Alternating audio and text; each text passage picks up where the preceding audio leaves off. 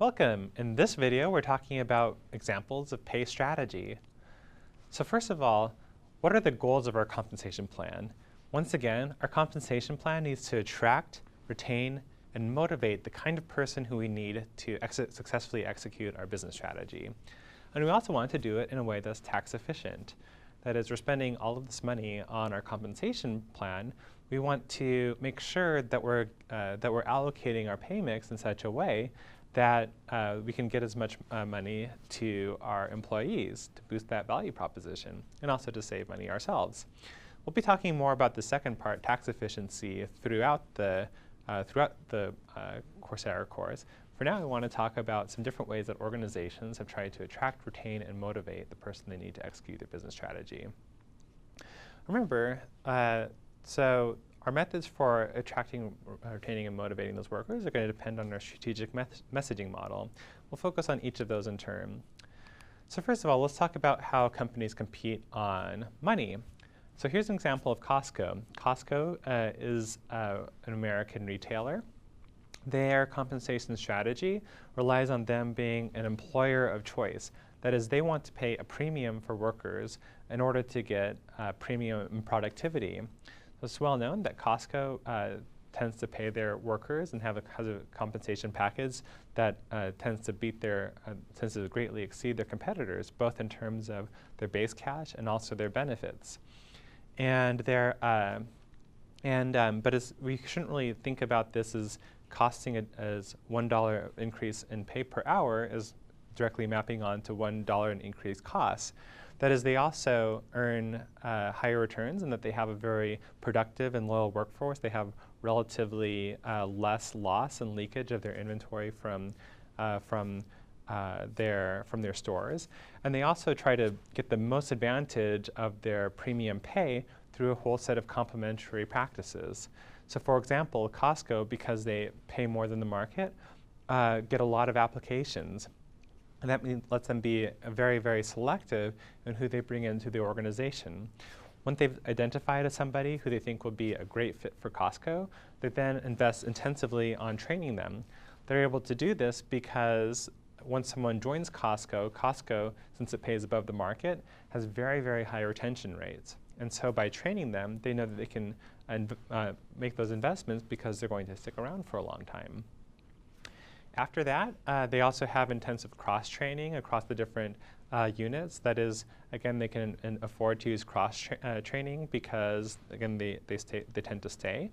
And then also they use work teams in order so that they can get a bigger sense of the organization and of Costco. And since they have people who are trained across the different tasks of running a retail store, and because they're intensively selected and they're intensively trained, they make relatively good candidates for management. And Costco is also famous for promoting from within.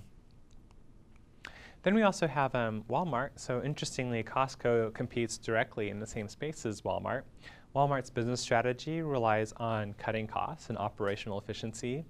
And for them, this also translates into keeping compensation costs low. And so their complementary practices rely on operational efficiency in all aspects of their business, including their selection. They need to be able to select, identify workers cheaply, to train them at relatively low costs, and also to standardize work practices so that changes in their workforce are minimally disruptive. Let's go on to competing on pay mix. So if we look at Costco, again, pays much higher base pay rates than their competitors. And they also have very generous benefits. And again, this is very helpful for them to attract the kind of person who they want to attract, retain, and motivate. But that's not how all organizations compete. Another example is a company called SAS Institute. SAS Institute tends to, unlike other software companies, they rely very little on short-term incentives and long-term incentives, and rather they focus on their benefits package and base pay. They see these very generous benefits as allowing their employees to focus directly on their work. They're pioneers in offering such benefits as on-site daycare and a reduced work week. And when asked when the company's founder was asked whether he sees this as paternalistic, he sees this as being good to the employees so that their employees can give their best to the company. Another example is competing on short-term incentives. Lincoln Electric is a manufacturing company headquartered in Cleveland, and their base pay is relatively similar to their competitors, but interestingly, their short-term incentives can typically constitute 2/3 of their total compensation package. That is, they very intensively use piece rates, and they also have a bonus program that rewards people for producing products of high quality, for being highly reliable, for being innovative, and so on. And so Lincoln Electric, because they pay, the total pay package tends to be more than their competitors. They can also be very selective on who they bring in. And likewise, for those who do stay, they attract some of the most productive workers in their industry. And they also are successful in motivating them and retaining them as well. Early days in Microsoft used to try to target the market median in terms of base pay back when there were companies such as IBM and Hewlett-Packard and so on. And they were competing for that talent, and Microsoft was a relatively young company. So they had a mix of base pay, benefits, short-term incentives, and long-term incentives. And the way that they would model their pay would be to, again, match the market on base pay, but then to try to be very aggressive in their use of long-term incentives. And Microsoft was one of the early tech firms that offered their employees very aggressive long-term incentives.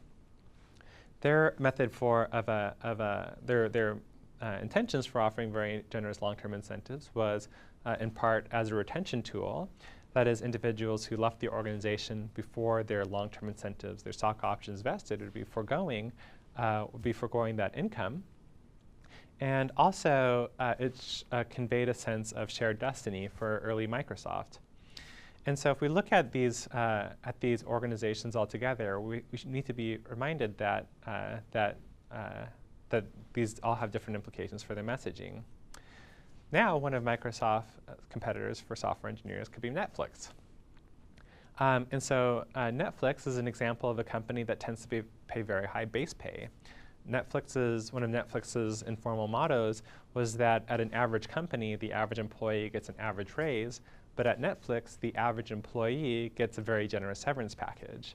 That is, they tend to pay far above their base pay to try to attract and retain the very best workers, and they're motivated just to keep their jobs. Another way to put this is that we might think about short-term incentives as being a method for attracting, retaining, and motivating the very most productive workers. But in some sense, base pay can work the same way. That is, your incentive for staying at a company like Netflix is just the ability to continue to collect that very high, very competitive base pay. Another thing that's interesting about Netflix's compensation model is that they offer employees a lot of flexibility in how they allocate that very, very high base pay across the different benefits and incentives. Interestingly, at Netflix, Netflix allows its employees to purchase stock at a 50% discount, and also their options vest immediately.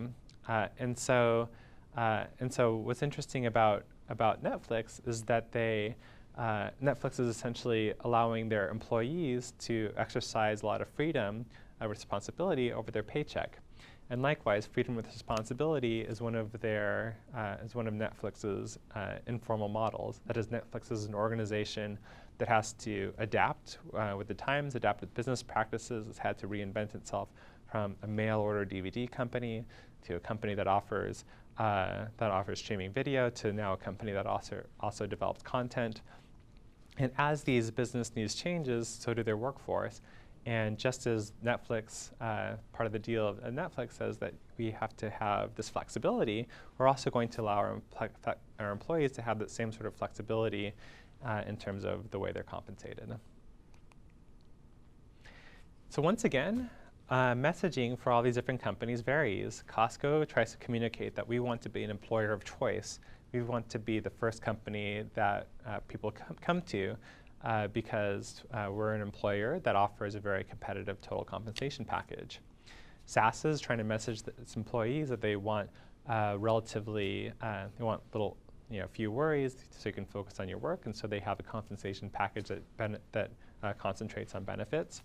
Lincoln Electric communicates that it wants to have a star culture, an organization where the very most productive people would want to come to work, those people who would be attracted to Lincoln Electric because they could earn more in their short-term incentives at Lincoln Electric than they can at Lincoln Electric's competitors.